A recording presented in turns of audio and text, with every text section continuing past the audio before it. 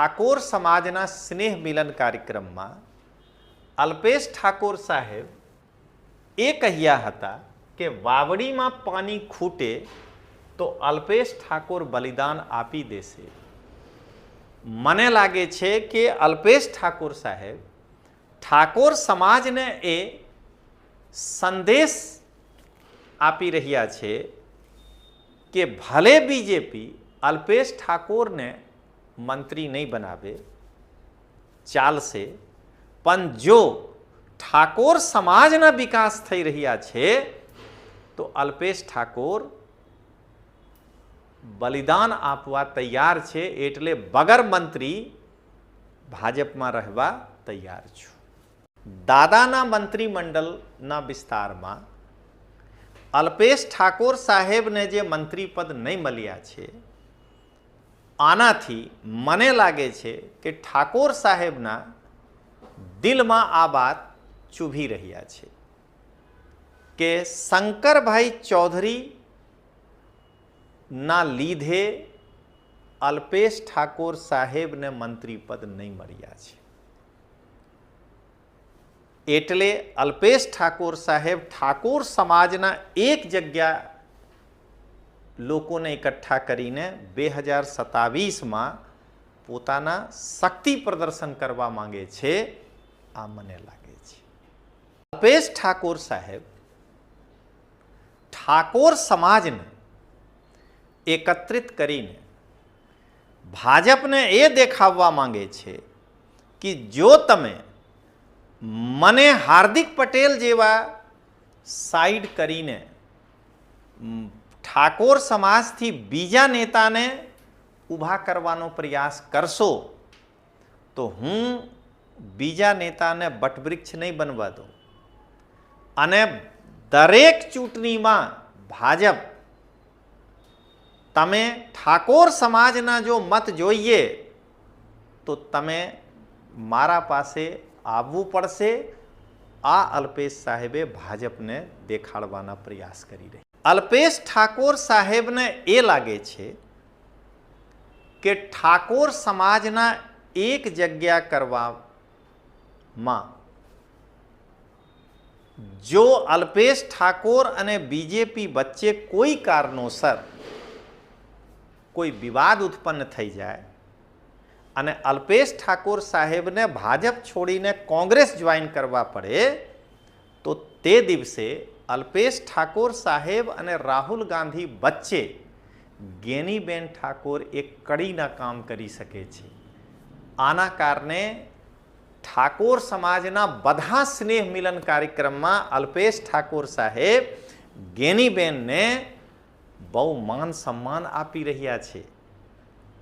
એક નાની બેન જેવા સન્માન આપી રહ્યા છે. આ મને લાગે છે. ગુજરાતની જનતાને લોકતાંત્રિક આવાજના રાષ્ટ્રીય સંયોજક રજનીશસિંહ તોમરના પ્રેમ ભર્યા નમસ્કાર. દોસ્તો, દીપાવલી પછી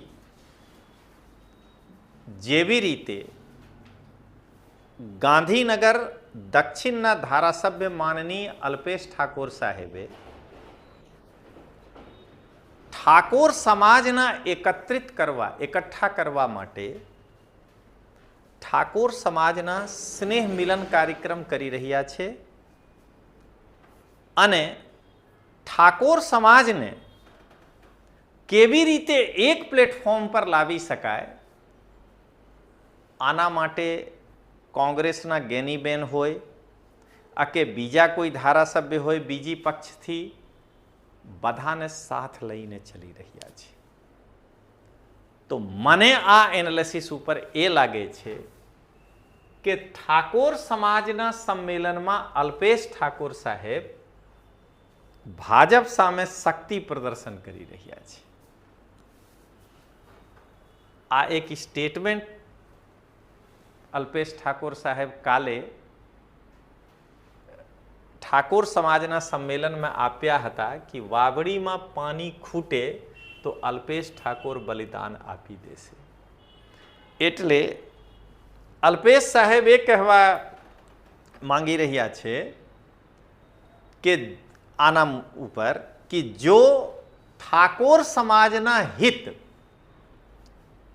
થઈ રહ્યા છે તો મને મંત્રી પદ મળે કે નહીં મળે, હું બલિદાન આપવા તૈયાર છું.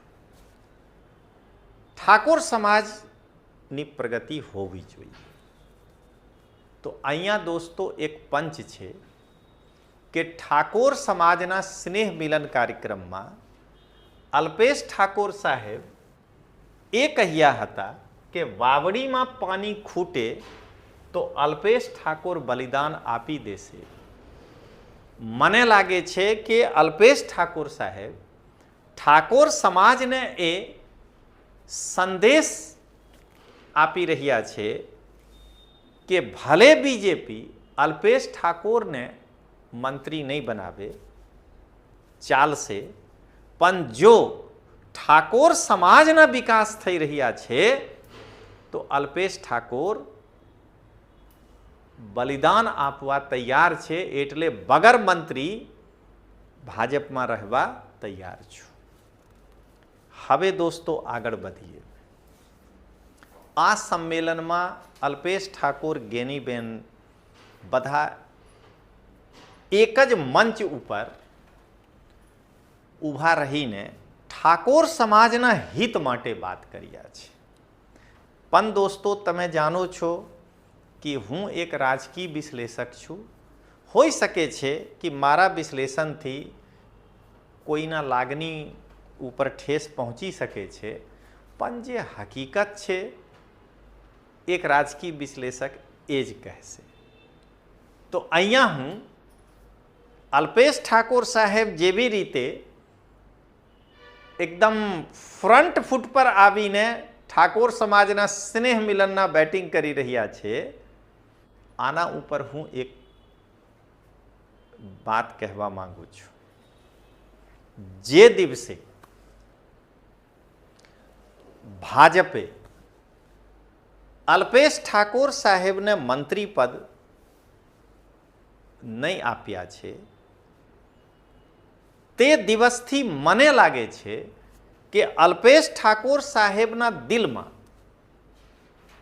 આ વાત ચૂભી રહ્યા છે કે મને શંકરભાઈ ચૌધરી મંત્રી પદથી દૂર રાખવામાં સફળ રહ્યા છે. એટલે હવે હું ઠાકોર સમાજને એકઠા કરીને 2027ની ચૂંટણીમાં શંકરભાઈ ચૌધરી સામે શક્તિ પ્રદર્શન કરીને રહીશ. તો દોસ્તો અહીંયા તમે એક પંચ દાદાના મંત્રીમંડળના વિસ્તારમાં અલ્પેશ ઠાકોર સાહેબને જે મંત્રી પદ નહીં મળ્યા છે, આનાથી મને લાગે છે કે ઠાકોર સાહેબના દિલમાં આ વાત ચૂભી રહ્યા છે કે શંકરભાઈ ચૌધરીના લીધે અલ્પેશ ઠાકોર સાહેબને મંત્રી પદ નહીં મળ્યા છે. એટલે અલ્પેશ ઠાકોર સાહેબ ઠાકોર સમાજના એક જગ્યા લોકોને એકઠા કરીને 2027માં પોતાના શક્તિ પ્રદર્શન કરવા માંગે છે, આ મને લાગે છે. હવે દોસ્તો હું અહીંયા એક વાત કહું કે આનામાં કોઈ બુરાઈ નથી. જો એક સમાજને એકઠા કરીને જો કોઈ બીજા સમાજને વિગ્રહ નહીં કરે, બે સમાજો વચ્ચે અથડામણ નહીં હોય, તો આ તો સારું કામ છે. અલ્પેશ ઠાકોર સાહેબ ઠાકોર સમાજમાં વ્યસન કેવી રીતે ખત્મ થાય આના ઉપર ભાષણ આપી રહ્યા છે. અલ્પેશ ઠાકોર સાહેબ 2026માં ઠાકોર સમાજને આહવાન કર્યા છે કે રાત્રે 1 વાગે રાધનપુરમાં મળીશું અને વ્યસન મુક્તિ અભિયાન ચલાવીશ. તો જો કોઈ વ્યક્તિ પોતાના સમાજના હિત માટે, પોતાના સમાજના વિકાસ માટે જો આ કામ કરે તો આની પ્રશંસા હોવી જોઈએ તો હું અહીંયા અલ્પેશ ઠાકોર સાહેબના કોઈ પણ ટીકા ટિપ્પણી કરવા માટે નહીં આવ્યા છું, પણ એક રાજકીય વિશ્લેષક તરીકે કે એક રાજનેતા અલ્પેશ ઠાકોર સાહેબ ધારાસભ્ય છે, એક રાજનેતા જો પગ મૂકે ને ઘેરમાં પણ પગ મૂકે તો આમાં પણ કોઈ ને કોઈ રાજકારણ छिपेલા હોય છે.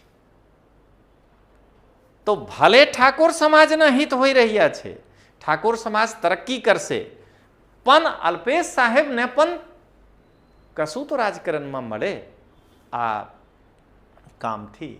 તો મને એક ત્રીજા ફેક્ટર જે લાગે છે, અલ્પેશ ઠાકોર સાહેબ બહુ દૂર ના સોચી રહ્યા છે. અલ્પેશ ઠાકોર સાહેબને લગી રહ્યા છે કે જો ભાજપ મને સાઈડ લાઈન કરીને જેવી રીતે હાર્દિક પટેલને કરી દીધા છે, બીજા કોઈ ઠાકોર સમાજના નેતાઓને ઊભા કરવાનો પ્રયાસ કરશે તો હું ઠાકોર સમાજમાં પોતાના પ્રભુત્વ સ્થાપિત કરીને એ વ્યક્તિને આગળ વધવા નહીં દઉં